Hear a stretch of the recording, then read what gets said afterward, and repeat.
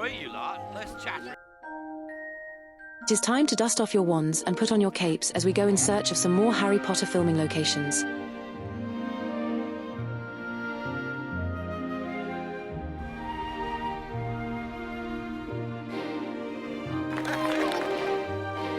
Today we are at Virginia Waters, which is near to Windsor in Surrey. We are at this beautiful park, which was used during the making of some of the Harry Potter films. Today we are going in search of the filming locations in the park that were used in the Harry Potter films, The Prisoner of Azkaban and The Goblet of Fire.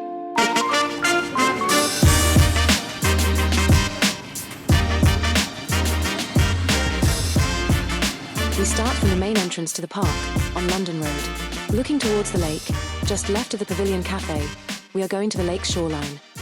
We are using this map, which I found online, to help us locate some of the locations. So the lake was used as one of the locations in the Goblet of Fire film, during the filming of the second Triwizard Tournament Challenge. According to J.P. Sperty's book, Harry Potter on Location, a jetty and rope pulley system was specially built somewhere along the south shore of the lake at Virginia Water. This flat area of shoreline looks like the most likely area to have been used. At the edge of the lake, the Harry Potter filmmakers built a jetty from which Harry Potter, the other contestants and the Hogwarts tutors and students set off in boats for the metal structures in the middle of the lake, where the challenge begins. The scene after the end of challenge was also filmed here, where Barty Crouch, played by Roger Lloyd-Pack, talks to Harry. This scene also combines filming that was done at a second location in the park. Alternatively, there was a second gap in the rushes further along the lakeside. The Goblet of Fire follows Harry Potter's fourth year at school, and the storyline is centered around the Triwizard Tournament, which was hosted at Hogwarts, when a student from 3 schools competes against each other in a series of deadly challenges. To film the second task underwater, the film's crew built a massive blue screen tank which was 20 feet deep and held 500,000 gallons of water. Daniel Radcliffe, under the supervision of stunt coordinator Greg Powell, underwent 6 months of scuba training for the scene and spent more than 40 hours underwater during 3 weeks while filming the second task. For the next location, we are retracing our steps back to the Lake Pavilion Cafe. This is an excellent cafe, and so it is a great place to stop off for some refreshments. But unfortunately, they do not sell butterbeer. Virginia Water has an accessible hard path around the lakeside which is good for walking. Continue along the lakeside path, heading north. We are now going to the location where they filmed the outdoor magical creatures class taken by Hagrid, in the middle of the Forbidden Forest, which featured in the third film in the series, Harry Potter and the Prisoner of Azkaban. Once we reached here, we could see this pale gnarled tree trunk and these carvings amongst the trees on your right. There are a few different ways that you can take to get to Magical Creatures class location. The second way is along a woodland trail accessed from gate at the end of the car park. You will need to turn left and then head towards the lake.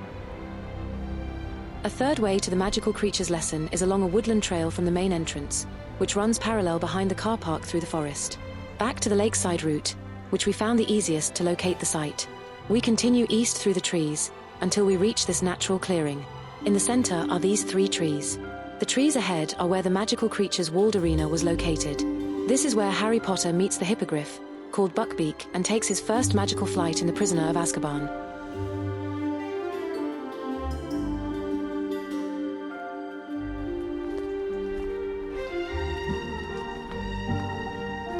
This tree has a distinctive curved trunk at the base, and I am calling it the hippogriff tree, because next to this tree is where Hagrid introduces Harry to Buckbeak. This is possibly a pine tree.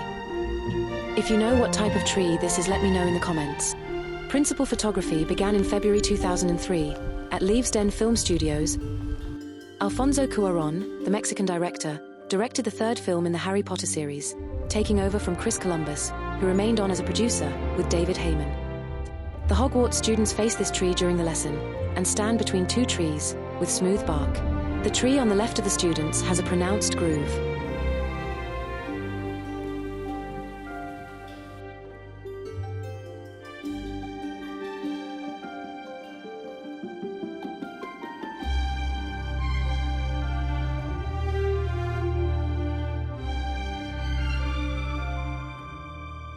This is where the students enter into the arena. The tree we see here on the left is the hippogriff tree. Here you can see the children standing between the 2 smooth trees. We are standing here with the lake behind us.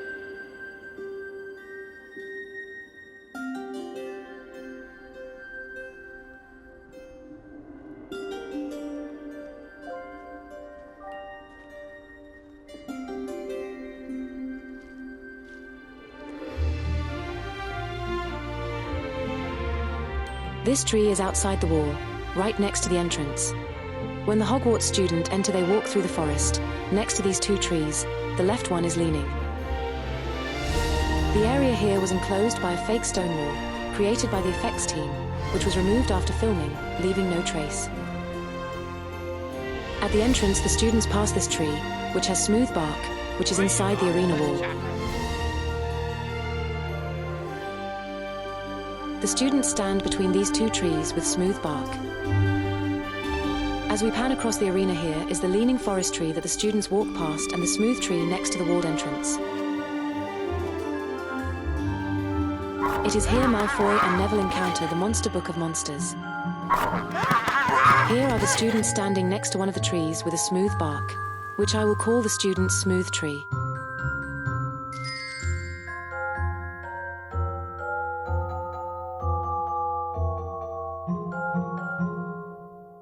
Here are the students between the two trees. The student's smooth tree is the tree on the left. Here are the two trees that the students stand between. Are these beech trees? If you know what type of tree this is, let me know in the comments. There are no rocks here, so these were practical props created by the special effects team for the scene. This area is quite close to the Virginia Water Lake, which you can see briefly in some of the shots in the film. You can see the lake here in the distance. And again, here is the lake.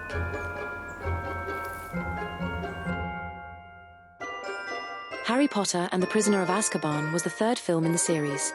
It follows Harry's quest to uncover the truth about his past and the connection between himself and his deceased parents, with Sirius Black, an escaped prisoner from the notorious prison Azkaban.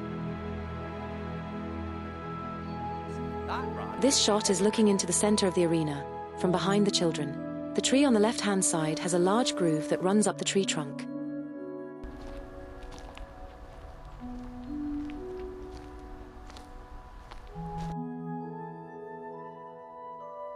Scenes featuring Draco Malfoy, played by Tom Felton, and his associates, Crabbe and Goyle, getting up to no good, were filmed in front of the smooth student's tree. Alfonso Cuarón wanted a more mature tone in the characters' costumes and set.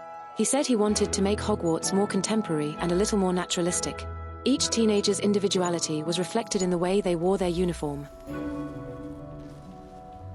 Daniel Radcliffe as Harry Potter walks forward from the smooth student's tree to meet Buckbeak for the first time. You can see the trees behind Harry.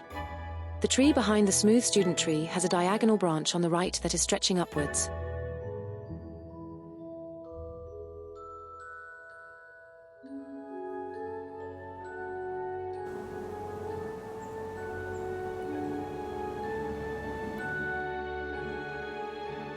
Hagrid had been made a new professor at Hogwarts and ran his Care of Magical Creatures class in the forest. Harry gains Buckbeak's trust by bowing before him.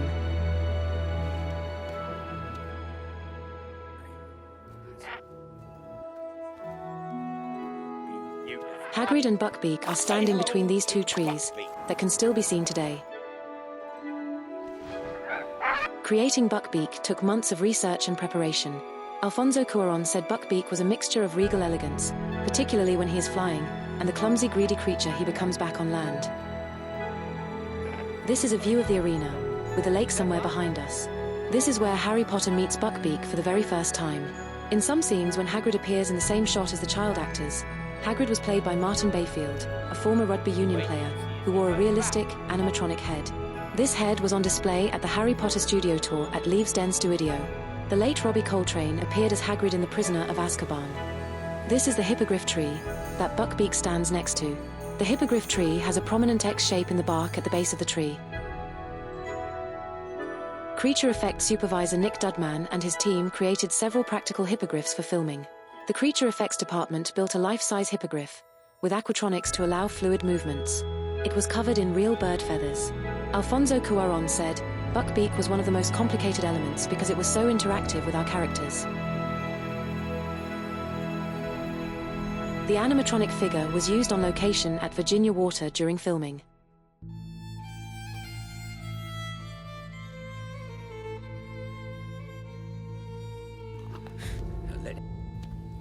Not so fast.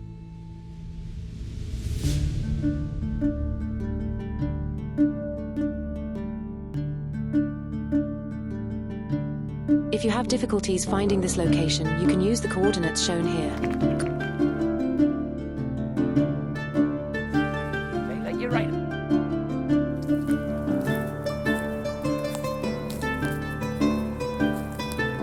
Hagrid picks up a surprised Harry and puts him onto Buckbeak, who then gallops around the class arena, before launching into flight over the Great Lake.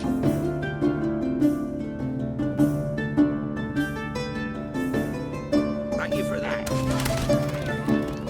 Well done, and well done, Buckbeak.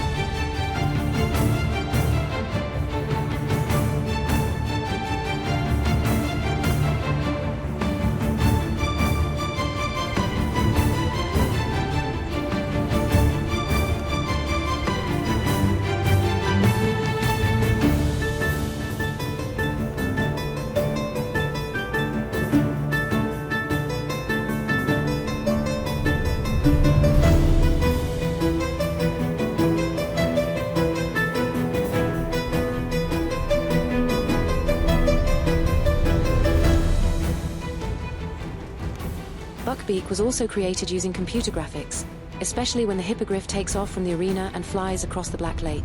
Tim Burke and Roger Guyatt oversaw the creation of the CGI hippogriff by their visual effects team, including the flying scenes. Daniel Radcliffe was filmed against a blue screen to achieve the flying scene. While he is flying, Harry Potter feels free from his troubles. The hippogriff flying over the lake wasn't filmed at Virginia Water. The actual filming was at Loch Shiel in Scotland, and the scene was created from this and CGI.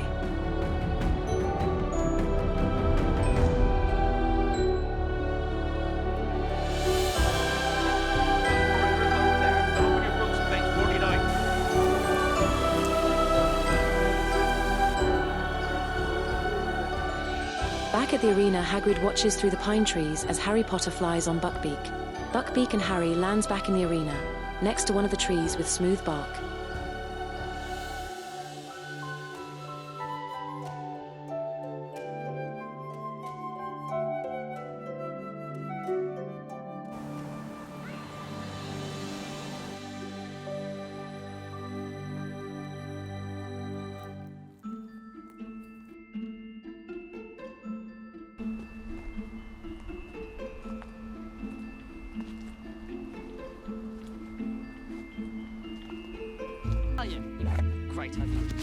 Hagrid exits with Malfoy, in the same place where the students entered.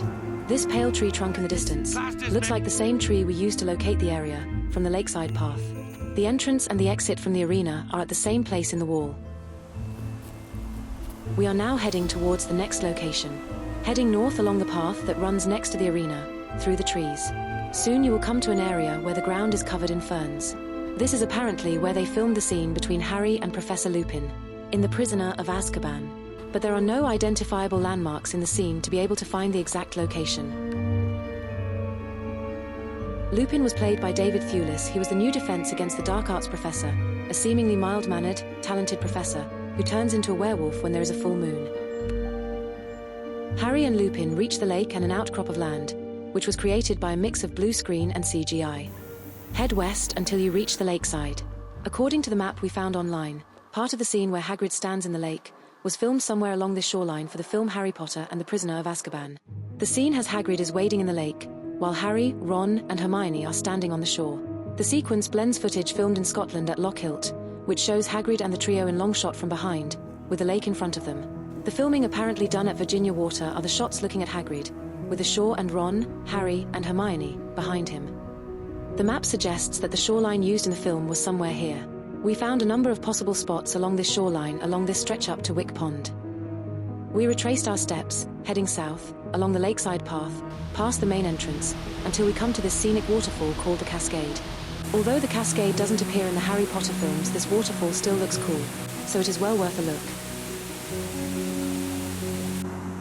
The rest of the filming locations are beyond the Cascade, so we now continue walking around the lake, where a number of scenes were filmed for the Goblet of Fire. When you reach this group of trees on the left, look to your right. This looks like the tree where Harry Potter sits reading magical water plants of the Highland Lochs, while Neville Longbottom is looking for plants in the lake. But this isn't the tree used in the film. The bark of this tree doesn't match the tree in the Goblet of Fire scene, and it has a scar, but the tree in the film doesn't have this.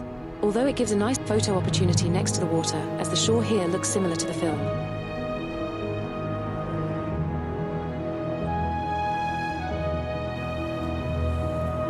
Further up the path is the actual tree where Harry sits, where you can see the thick tree on the right-hand side. Continue walking up the lakeside path until you come to this group of trees.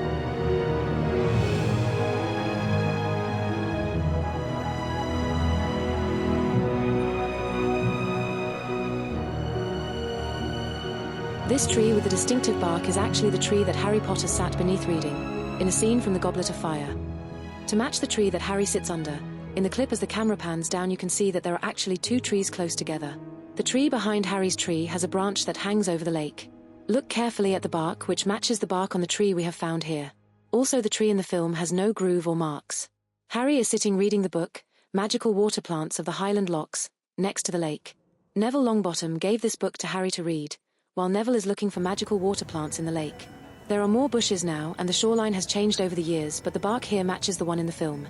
It is Neville Longbottom who gives Harry the Gillyweed that allows him to breathe underwater and complete the second task, the underwater rescue.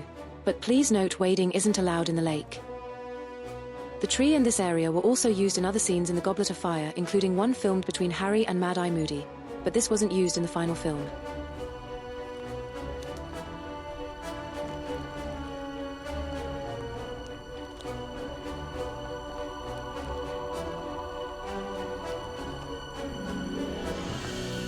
This location was also used for a scene between Harry and Barty Crouch, who walk through this area and talk after Harry has completed the second Triwizard task. Still, life goes on. And here we stand. Some of the scenes shot here blend this location and the area we found earlier just down the path, including the scene when Barty Crouch meets Mad-Eye Moody, as students pass by. The tree behind Mad-Eye Moody can be found back down the path. We are heading there next. There are lakeside bushes at either location that could have been used to film Barty Crouch, but these will have changed since the film was made. The next Goblet of Fire scene mixes both locations in this part of the park. When Harry stands up from the tree, this was filmed at the tree nearer the open space.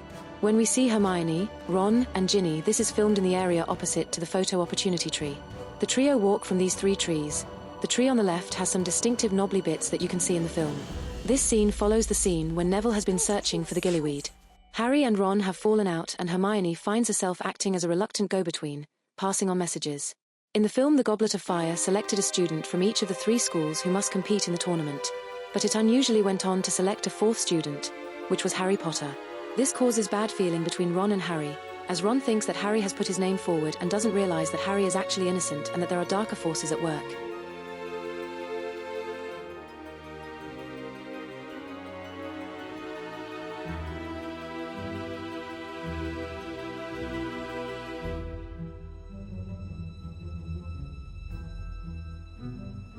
Seamus told him that Dean was told by Pavati that Hagrid's looking for you. Is that right?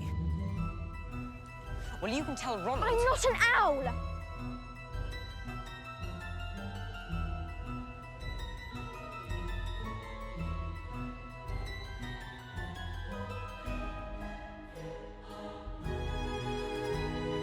Just next to the trees where Hermione, Ron, and Harry were standing. Here is the area where the Barty Crouch and Mad-Eye Moody scene was filmed. The scene between Mad-Eye Moody and Barty Crouch was filmed in front of bushes by the lake. It could be like these near the Gillyweed tree that we looked at earlier. For the last Harry Potter location, continue in the direction that we have been walking, until you come to an open space, turn right and head towards the lake. Some still shots have been shared which appear to show filming of a deleted scene from the Order of the Phoenix that took place here, by the lakeside, where this stonework can be seen. The scene appeared to feature the late Maggie Smith as Professor McGonagall. In a wheelchair, she was reading the Daily Prophet. Finally, why not continue back across the open space and see the stunning Roman remains? Thank you for watching. Please remember to like, subscribe and comment.